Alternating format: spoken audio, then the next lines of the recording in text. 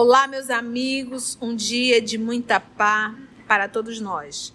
Hoje, exatamente 4 de agosto de 2023, estamos nós reunidos para estudarmos a obra Ave Cristo. Nós vamos iniciar fazendo a nossa prece de gratidão, que será proferida pela nossa amiga Carla, e logo depois a nossa irmã Aramita irá fazer a recapitulação do nosso último estudo.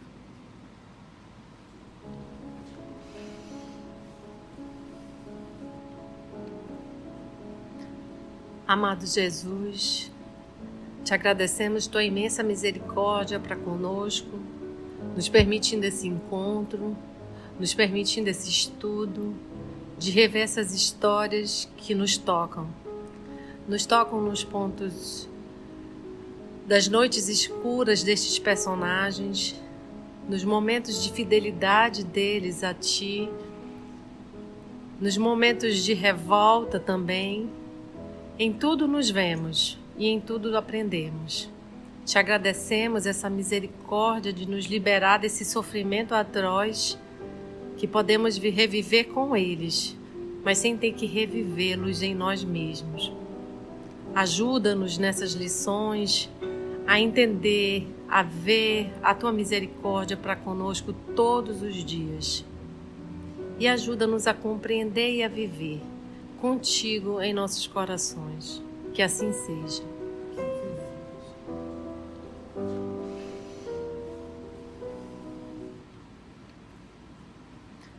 Em nosso último estudo, vimos a prisão de Tassiano e Quinto Celso e que eles foram recolhidos para os subterrâneos do Esquilino.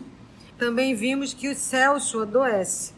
E nós estamos nessa hora que eles estão na prisão e os guardas dizem que no dia seguinte eles vão ser lançados às feras. A respiração ofegante de Celso atribulava-o, porque a febre lhe poupava o corpo, preferindo-lhe o filho do coração. Por que não nascera ele, Tassiano, entre escravos misérrimos? A servidão ter-lhe-ia sido um bálsamo. Achar-se-ia então eximido das terrificantes recordações que lhe infernavam a consciência.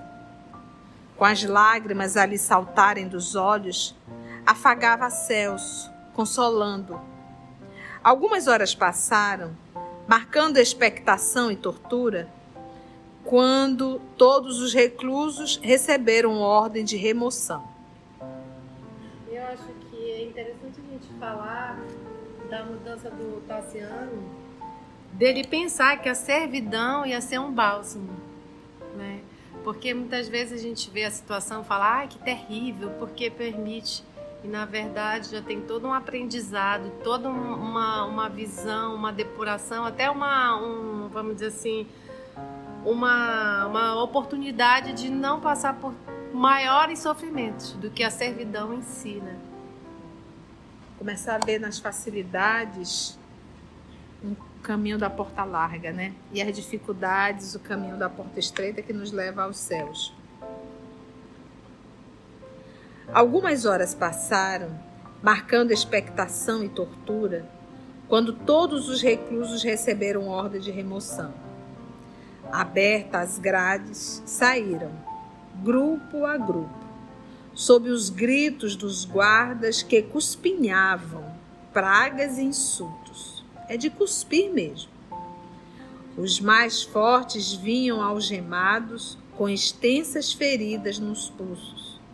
Todavia, a maior parte deles constituía-se de enfermos cansados, de mulheres subnutridas, de crianças esqueléticas e velhos trêmulos. Ainda assim, gente, até crianças eram presas. Ainda assim, todos os prisioneiros sorriam, contentes. É que tornavam ao sol e ao ar puro da natureza. O vento fresco na via pública reanimava-os. Celso sentiu prodigiosamente reavivadas as energias. Recobrou o bom ânimo e guiava o pai com a ternura de sempre, contagiado pela sublime esperança que transparecia do rosto de todos os companheiros, revelou ao cego a irradiante e geral alegria. Às vezes é necessário a gente perder o sol para a gente poder valorizá-lo. Ninguém ignorava o destino próximo. Sabiam que, à semelhança de um rebanho encaminhado ao abate, não lhes cabia aguardar senão o extremo sacrifício no matadouro. Mas, revelando a certeza numa vida mais alta, os cristãos avançavam, de cabeça erguida e serena, com a humildade e o perdão a se lhes estamparem no semblante, parecendo estranhos às frases escarnecedoras dos soldados, verdadeiros magarefes, ou seja, carniceiros, empedernidos no ofício da morte. E por que a segurança? Por que a alegria? Por que a tranquilidade? A certeza numa vida mais alta. Então, quando nós temos essa certeza, porque nós espírita temos a informação, mas não a certeza. Por isso o nosso desespero, a nossa insegurança, o nosso medo. Depois da marcha forçada, avizinharam-se do anfiteatro, onde imundo recinto os aguardava para o espetáculo noturno. Celso, deslumbrado, contemplou o anfiteatro flaviano. Vamos, de forma en passant, conhecer um pouquinho. Construção: tijolos revestidos de argamassa e areia. A construção começou com o imperador Vespasiano. Lembra que ele foi imperador? Iniciou o império dele no ano de 69. A construção começou no ano de 72 depois de Cristo e foi concluída em 80 depois de Cristo, sob o regime do seu sucessor e herdeiro Tito. Para quem leu a obra Paulo Estevo, se sente em casa aqui. Tito foi imperador no ano 79 e 81. Família Flávios. Olha que interessante. O anfiteatro flaviano é, na verdade, o Coliseu. E ele passou a ser chamado, ele era chamado tanto de Flaviano quanto Coliseu. Por que Flaviano? Porque foi exatamente no período da dinastia dos Flavianos, né? Que era o Tito Flávio Vespasiano e depois o Tito Flávio César Vespasiano Augusto. Então, por isso que também era chamado de o anfiteatro flaviano, mas que nós conhecemos pelo nome de Coliseu. Estamos juntos? O anfiteatro flaviano, que se erguia imponente depois da valiosa restauração mandada efetuar por Alexandre Severo. Alexandre Severo, ele esteve encarnado no ano 208 e desencarnou em 235. A dinastia dele, a dinastia Severos, né, que também foi outro grupo, reinou de 222 até 235. Então, nesse período aqui, de 222 a 235, ele fez uma restauração, porque imagina, começou a construção em 72 e finalizou em 80.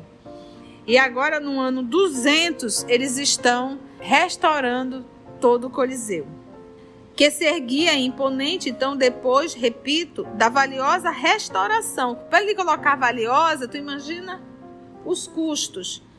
Mandada efetuar por Alexandre Severo. A fachada, dividida em 4 pisos, ornava-se nos 3 primeiros com meias colunas dóricas, que uma das características dessas colunas é que elas não tinham a base. Era uma coluna sem a base. As jônicas, elas já tinham base e alguns rococó, vamos chamar assim, lá na sua parte superior. E Coríntias também não estava ali com seus rococós na parte superior, entre as quais se abriam arcadas que nos 2 andares médios alojavam primorosas estátuas. Tudo emprestava austera grandeza àquele monumento arquitetônico. Carros suntuosos, liteiras, quadrigas e bigas rodeavam o edifício. Então, a gente percebe que as coisas vão evoluindo, né, a nível de desenvolvimento intelectual, mas o moral é a mesma coisa. Ainda temos aí campos de futebol suntuosos, né? Ainda temos aí carros suntuosos e o povo buscando. Nós estamos no ano de 2023, ainda existem famílias que se reúnem ou vão para esses lugares para ver seres humanos se matando, através de briga, um batendo no outro. Como chama?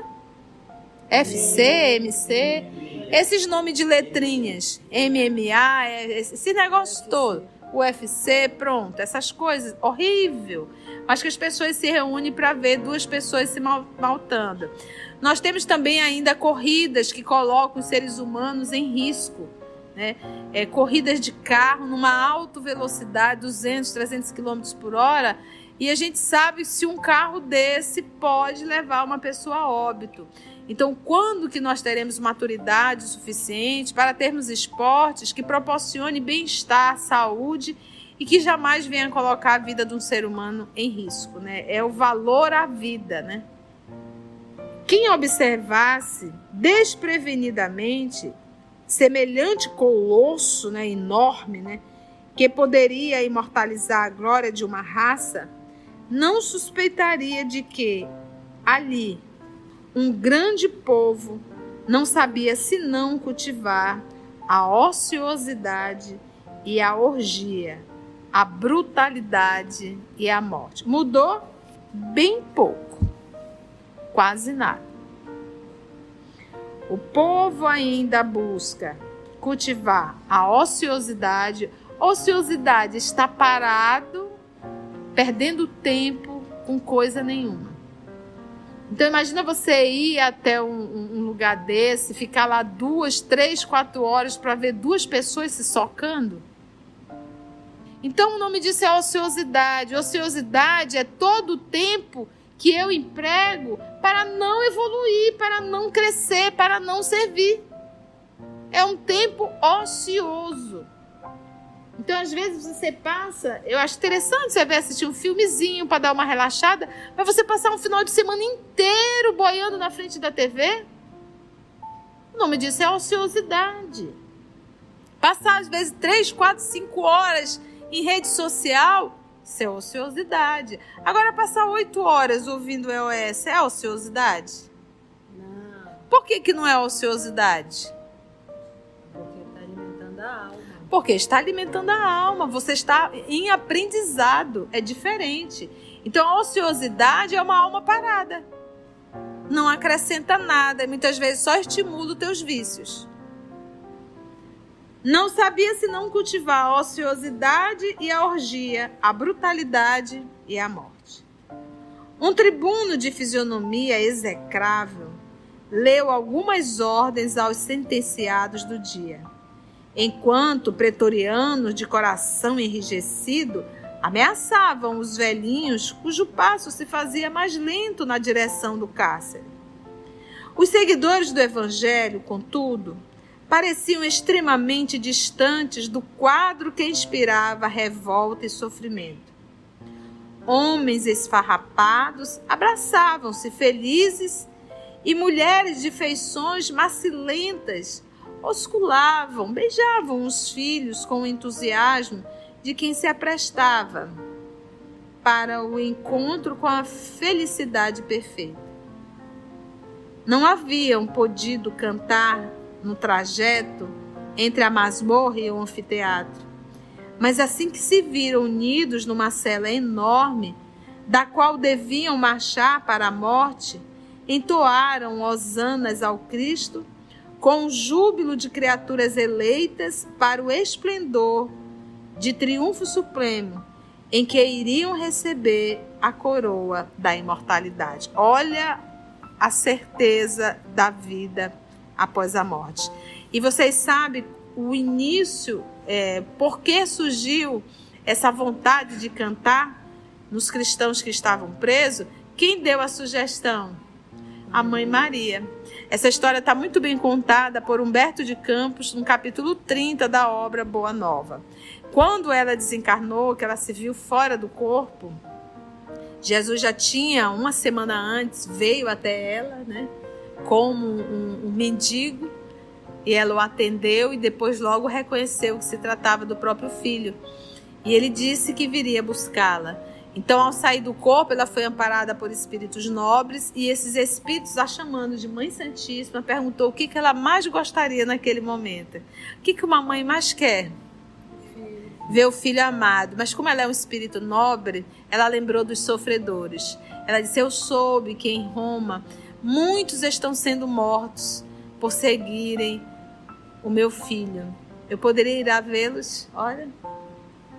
Ela disse que antes de terminar o seu pedido, ela já se viu em Roma. Ela nunca tinha ido a Roma. E justamente em um anfiteatro desse. E ela entrou ali num cárcere, né?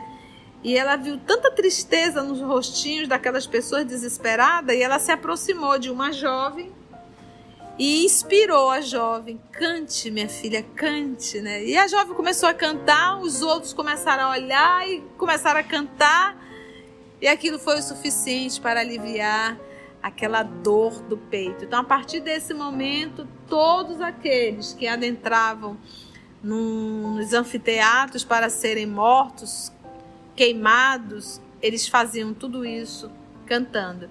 E eu acho que essa é a dica para todos nós, né?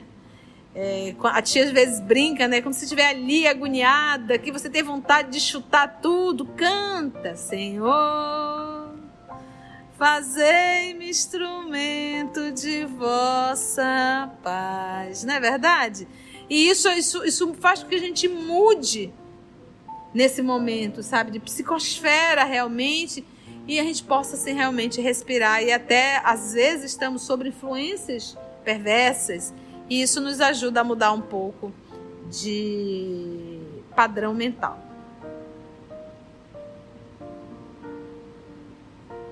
Entoaram hosanas ao Cristo com júbilo de criaturas eleitas para o esplendor de triunfo supremo, em que iriam receber a coroa da imortalidade. De outras prisões chegaram novos contingentes, e dentre os recém-chegados, Celso, feliz, descobriu Érato Marcelino. Vocês lembram? Sim. Quem era, Aramita? Érato Marcelino é o dono da casa para quem o Enio Pudens escreveu e recebeu o quinto céu Tassiano. Lembra? O amigo de Enio fora detido na noite da véspera, quando ouvia o evangelho no cemitério de Calixto. Cemitério de Calixto, vamos à procura? Ele está localizado na Via Ápia, mais conhecido por conter agora, né, a cripta dos papas, onde se encontram os túmulos de diversos papas do século 2 ao 4, tá bom? Por que a gente faz essa pesquisa? Para você ver o detalhe, não é uma obra psicografada? Não foi psicografada lá em Pedro Leopoldo? Como é que Chico, que fez até o quarto primário, sabia o nome do cemitério? Entende o que é uma obra psicografada por um médium espetacular? Ainda há pouco nós estávamos aqui a comentar os imperadores. Eu hoje tenho um acesso rápido através do Google. Chico não teve isso. A época que a obra veio, ele não tinha acesso. E em Pedro Leopoldo, nem biblioteca tem. Como é que ele ia ter acesso a essas particularidades de datas, nomes e localização? O reencontro constituía uma bênção. Até mesmo Tassiano, que se mantinha circunspecto e angustiado, experimentou súbito reconforto. O ancião da Via Hortiense narrava, com aventura a sorrir-lhe nos olhos, como fora recolhido à masmorra, e reafirmava o seu reconhecimento ao céu pela graça de lhe ser permitido receber a vitória espiritual através do martírio. Ante a curiosidade alegre de todos os que o rodeavam, exibiu pequeno fragmento de um rolo encebado e leu as belas palavras da primeira missiva do apóstolo Paulo aos Tessalonicenses. E dizia: regozijai-vos sempre. Bem-humorado, informou o contente: Irmãos, da minha existência de quase 80 anos, este pedaço dos sagrados escritos é tudo o que me resta. E acentuou cenas do próximo capítulo. Ô dia! Porque a fala dele será necessário nós esmiuçarmos bastante. Foi bom? Foi.